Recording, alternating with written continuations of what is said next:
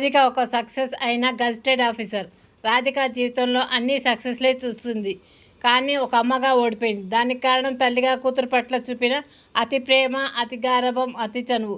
అలా ఇవ్వకపోతే తన కూతురు తన నుండి ఎక్కడ దూరం అవుతుందో అనే భయం. ఆ కూతురు తల్లి ప్రేమను ఆమె చేతకానితనంగా జమ చేసింది. తను అడిగింది తన తల్లి కాదు అన్నదని అనుకుంటూ ఉంటుంది. ఆ తల్లి తను అడిగింది తన కూతురికి ఇవ్వకపోతే బాధపడుతుందేమో అని ఫస్ట్ వద్దు అని ఆ కూతురు మూతి ముడుచుకుని ఏడ్చినట్లు మొహం పెట్టగానే సరేలే తెచ్చుకో అనడం అలవాటైపోయింది.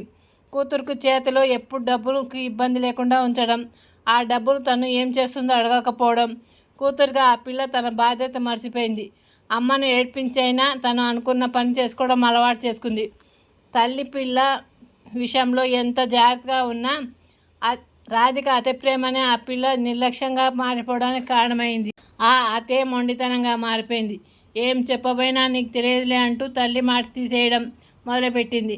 బయట వారు కాస్త ప్రేమగా మాట్లాడిస్తే బాగానే మాట్లాడుతుంది.